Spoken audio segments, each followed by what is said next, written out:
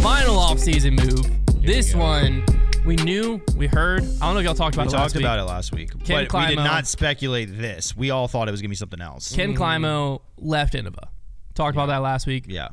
Well, Ultiworld post Ken Climo to ink deal with Discraft. After shock Innova departure, the champ will earn at least $200,000 a year in his new endorsement deal. So this is not from Discraft hasn't announced this. This was leaked. Ken Climo has not announced this. Actually, in the article, it says that they reached out to both of them and that both of them declined to make a statement. Could you imagine if the whole deal dissolves? Like, what if it just... Because, like, clearly we would never have gotten the money numbers if this went public the way it was meant to. Mm-hmm. And also, well...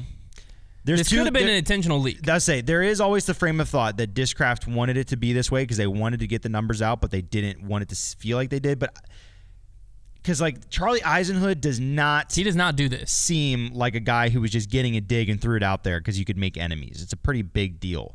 So maybe it is an intentional leak. I won't be naive completely to that. But in the scenario that it's not, what a bummer for Discraft, because the shock value of them getting their post out the way they would have wanted to do it would have been electrifying. And also, I do have to wonder, like, that $200K label has to sting quite a few star players that they're re-signing as we speak that are not going to get paid $200K.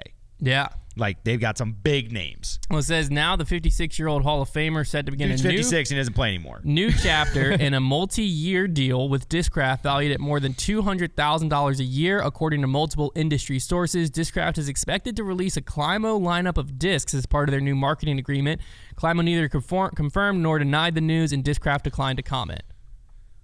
Now, that's interesting, the way they worded that sentence. If Climo neither confirmed nor denied the news, and Discraft declined to comment. Yeah, that means neither of them said anything. It's just but it fancy doesn't. I know, but I'm just saying. That's journalism 101. It's but, how you make it seem like it's even more legit, but realistically, you could say those things if neither of them said anything. Dang, they got you, Now, Hunter. they did phrase them differently. No, I'm just saying the way they phrased them differently. Discraft in this could, within grammar, have confirmed the deal but declined to comment.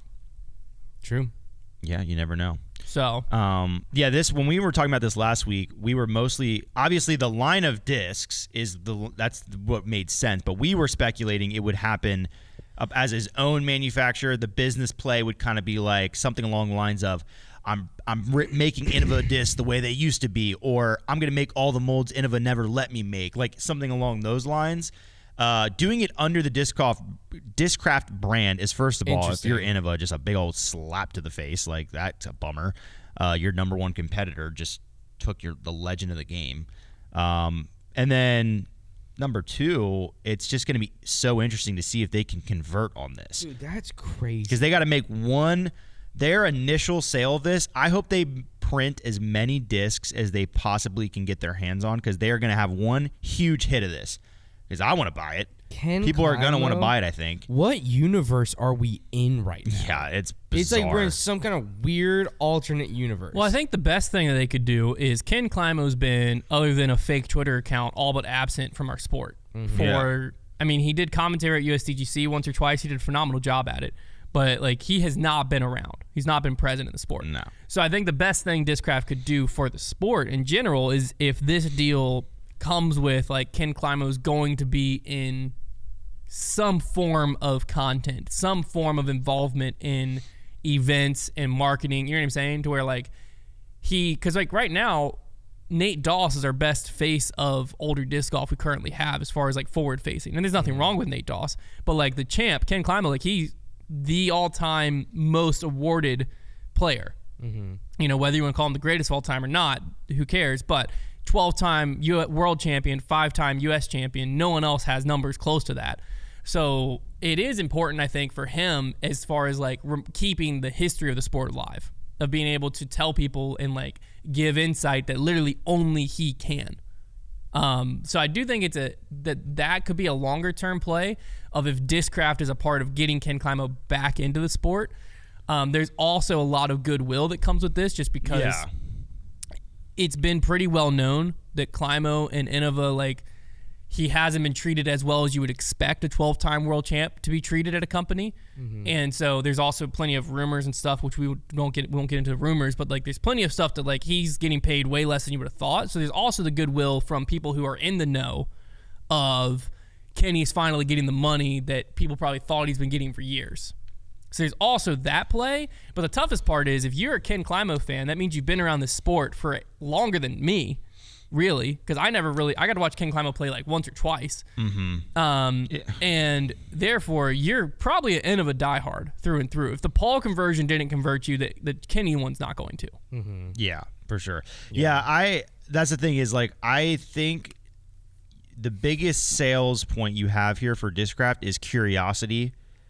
I mean, there are going to be new Discraft molds, so like it's always a home run because Discraft, when they release a new mold, it's going to sell at least at the beginning.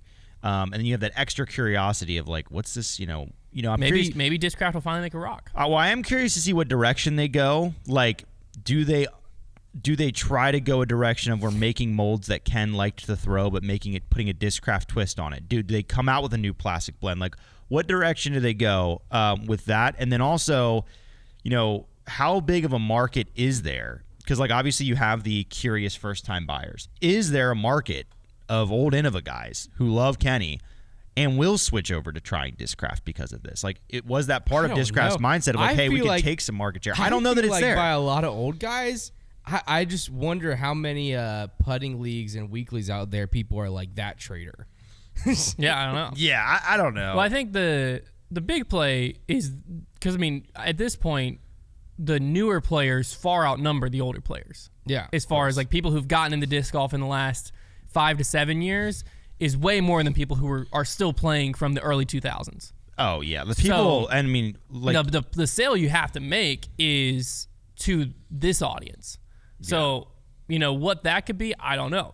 Could he go the route? I don't think that's gonna sell. If he went the route of like making discs for him today, no, you have because that would be good for like new players. You have but, like, to no set one's it buying up. that. You have to set it up by basically getting the new audience who may have heard the name to fully embrace, because like Innova's not throwing Kenny in your face, right? Yeah. His name's on disc and you see the 12 time, that's all you see. That's all you really know. So they're going to have to market and really push. This guy is a huge legend. He's a big deal, which is really funny because they have the guy that competes in the GOAT argument on their team as well. Like, that's pretty funny to me. That's funny. But They you got have the goats. to...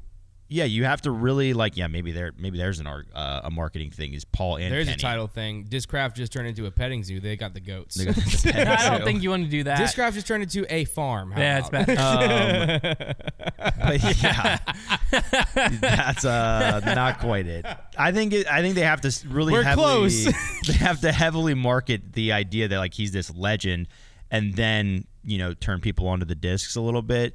But like I said, we're really like this might be the situation where they committed to 2 years plus maybe royalties attached to the disc, and they're like, we're just going to try to make our money back in a year on a couple drops. And you might like you got to understand when a company commits $200,000, but they might release 5 new molds, 5 new Discraft molds sold at wholesale to every manufacturer on the planet that can get their hands on it. You can recoup that money really quick. Every retailer. And then yeah. guess what? It's not even your job to sell it anymore. People don't realize that the manufacturers have really little. If you're a big manufacturer, let me put it that way. If you're an MVP, a Discraft, an Innova, you have very little long-term repercussions for some of these moves because the if you drop a new Simon disc, that disc can suck and nobody can want to buy it ever a second time. But you drop it once, everybody has to buy it. It's like the James Conrad Envy. Exactly. That like every retailer and their mom, except for us, thanks to Trevor for getting to fill out a form on the thing. I didn't forget to fill the form. I filled it wrong. Yeah. But every other retailer and their mom got stuck with the James Conrad Envies. MVP didn't get stuck with the James Conrad Envies, is the kind of the point Trevor's making. Exactly. They just got to get them out their doors. You got to get it out the door once, and then it's on the retailers. Right, and they'd like to be able to sell it more, but a lot of times that initial cash can cover your investment, and everything else is the cherry on top. And you earn that right. People like Discraft's product, and so you earn the right to have that kind of power. It's not like they're abusing it. We don't get a new Discraft mold every weekend. Yeah. But new plastic. they could. Just new combination. It of will be plastic. it'd be very interesting to see, because also with Paul, I'm excited with about Paul, it. they slowly released the molds. Yeah. Which I would assume is what they're going to do with Climo, because we haven't seen any Discraft molds get approved already. Which typically you see something get approved and you got a few months before it's in production. Yeah, I mean, but like you mentioned before, Kenny was basically he was nothing in disc golf. Like, he wasn't being used really in any positive way. And he is, an important figure in the sports history. So I'm just excited that, like, hey, at least there'll be something to come out of that brand. I mean, it is weird. I'm excited to see the Climo discs. But yeah, I will definitely throw. Well, right. We're all going to be super excited about it. Like, well, that's the other thing. Because basically what Ken Climo has is the brand that Paul had when he came to Discraft. Not necessarily the size, but the branding, except Ken Climo's not playing anymore, so it's solidified.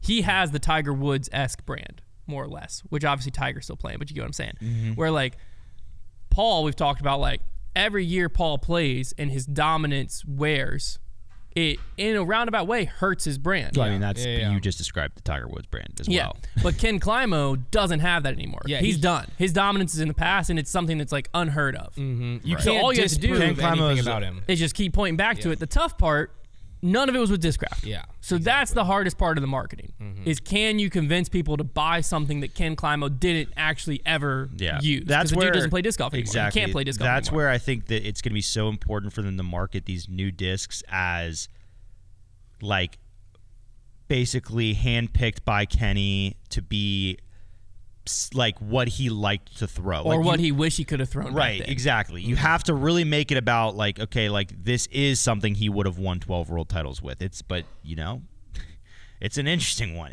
It's really unprecedented. I almost like the spin of, because of the advancement of disc golf technology, along the Tiger Woods thing, of, like, these are discs that I wish I could have had. Or, like, I would have won 15 world titles had I been able to throw X, Y, or Z. Yeah.